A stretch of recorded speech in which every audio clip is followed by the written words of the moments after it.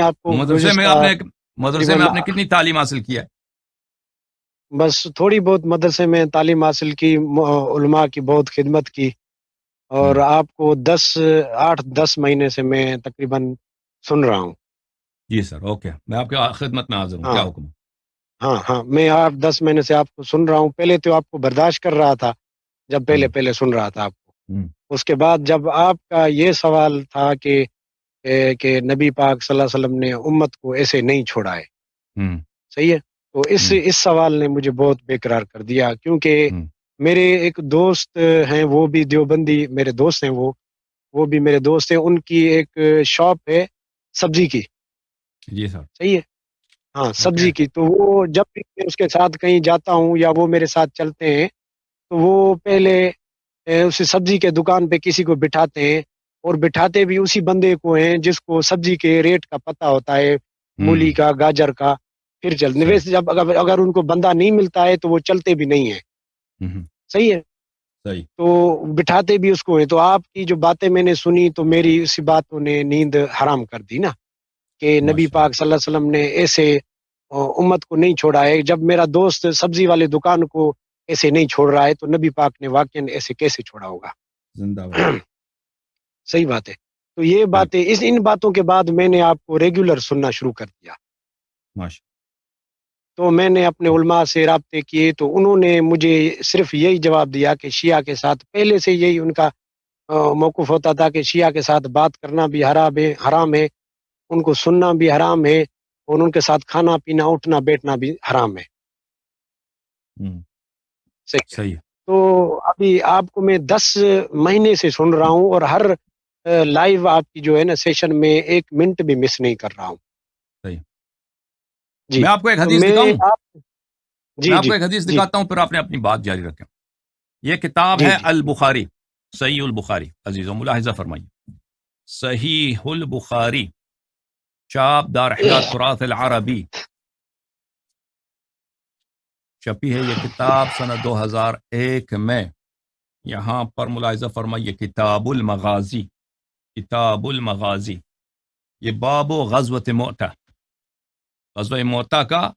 جو ارض شام میں، جو شام کی زمین پر ہے، مؤتہ کا سرزمین۔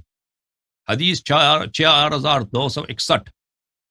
امر رسول اللہ صلی اللہ علیہ وآلہ وسلم فی غزوۃ مؤتہ زید بن حارثہ، رسول پاک صلی اللہ علیہ وآلہ وسلم نے غزوہ مؤتہ میں امیر بنایا اور سرکردہ بنایا، یعنی کمانڈر بنایا لشکر کا، کس کو؟ زید بن حارثہ کو۔ فقال رسول اللہ صلی اللہ علیہ وآلہ، رسول اللہ صلی اللہ علیہ وآلہ وسلم نے فرمایا، ان قتل زید فجعفر، فرمایا کہ اگر زید قتل ہو جائیں